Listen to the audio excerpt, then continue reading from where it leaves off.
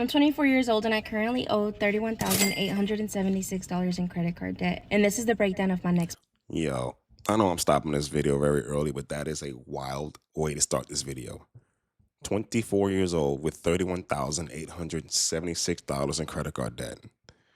Obviously, someone has a very, very big spending problem, because usually that debt would be like student loan debt, because usually at 24 years old, people are getting out of college, trying to find jobs, but this one just went and blew all her money. Well, racked up a whole bunch of debt, buying stuff she can't afford, obviously.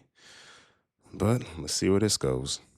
Paycheck. I do get paid bi-weekly, and my next paycheck date is next Friday, March 21st. The amount that I get paid every 2 weeks is $1,690. I currently have $95. That's rough for a 2-week paycheck.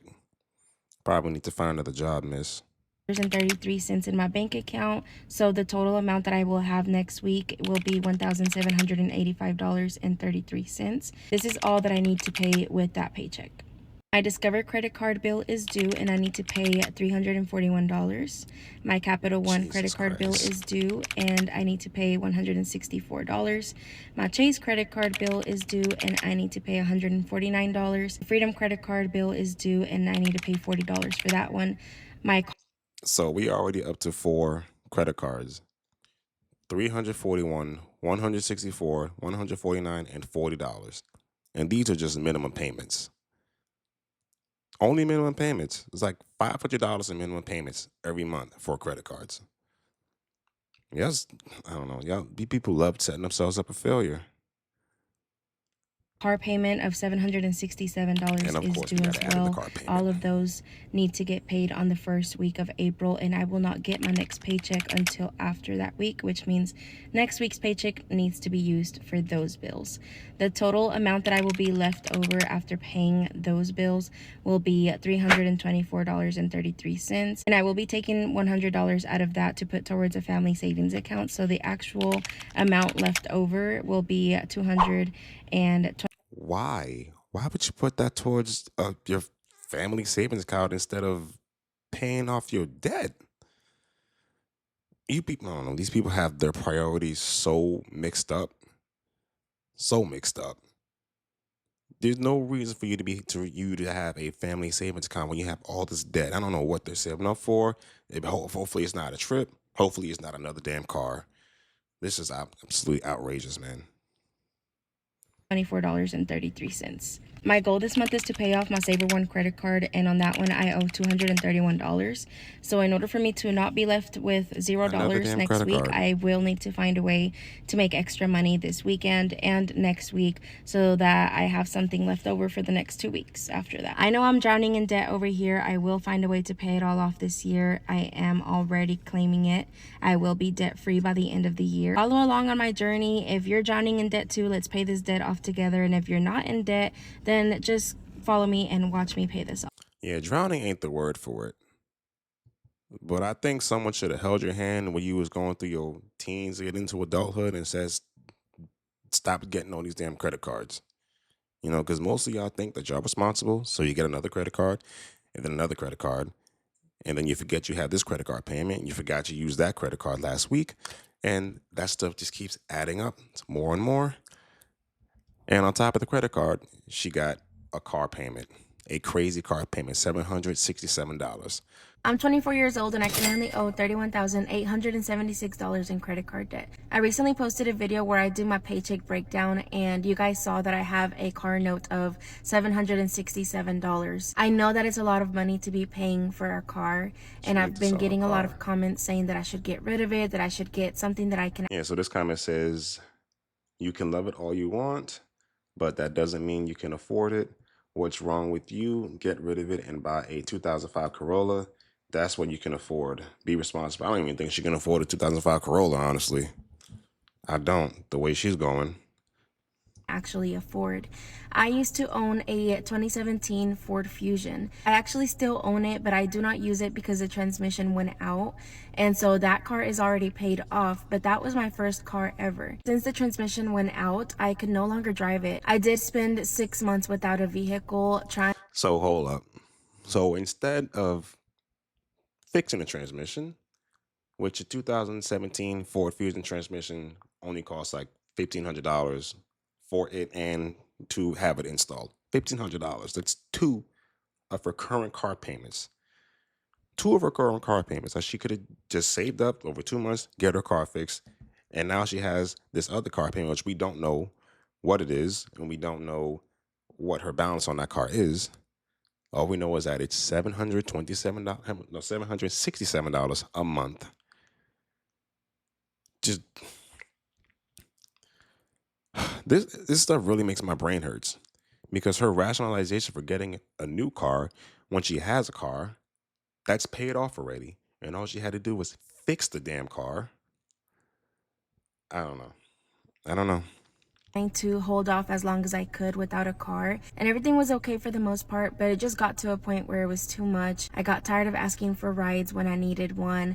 My husband has his own vehicle, and of course he would help out getting me from one place to another when I needed to take care of things. It just got to a point where I did not want to be without a car. So I said to myself that if I get another car, it's going to be the one that I really want, and one that I am not going to be complaining about having to pay for each month. And that mindset right there will do it to you. You fall in love with this car, and all of a sudden, you get stuck with this $767 car payment. Well, you have a car. And the crazy part is, to me, that she said that she still has the car, meaning it's just sitting in her driveway doing nothing. And in the 6 months of her having to ask her husband and ask her friends to give her rides, she could have been saving up $1,500 to go fix the transmission so that she would have a damn car to drive around.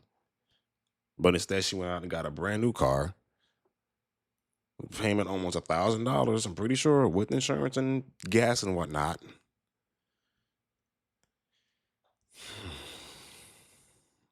I'm lost for words right now, because this is such a bad mentality.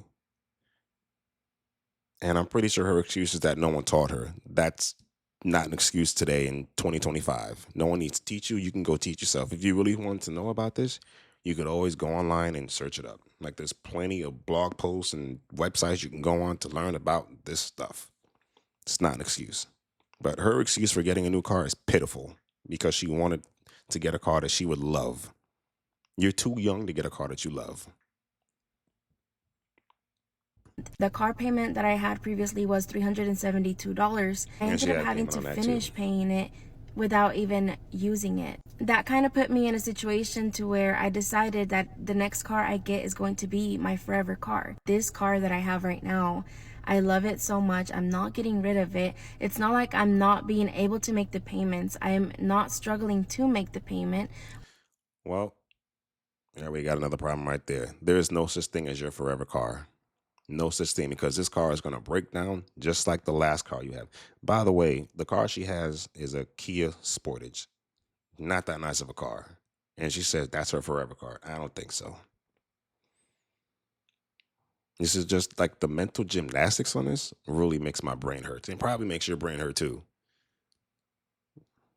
What I'm struggling with is having money left over after making all the payments each month, but I wonder why. This car is not necessarily the problem. My plan right now is just to find other ways to make extra money, and that will help me kind of live a little more comfortably. But even then, I don't mind having to sacrifice other things if it means that I get to keep my car. So no, I'm not getting rid of my car. I know that it's frustrating for other people to see that I have a car that I cannot afford based on that video I posted, but I do get paid bi-weekly. On the second check of every month, I do have a little bit left over. So it's not as bad as it seems. Anyways, I'm on a journey to pay off all this debt. If you're drowning in debt, follow me. Let's pay this off together. If you're So basically, she's forcing herself to live paycheck to paycheck.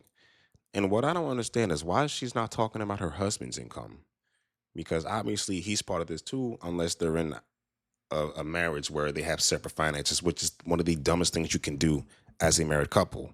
Saying this debt is your debt, this debt is his debt. Like, that's how you end up with financial problems in your marriage, and you end up divorced. But the mental gymnastics of this chick is giving me a headache right now. It really is. And the card is not the problem. The credit cards are not the problem. Those are just symptoms of the problem. Her problem is she can't wait for nothing. She doesn't like to finish the things that she's already committed to, like the first car, like the first credit card she got.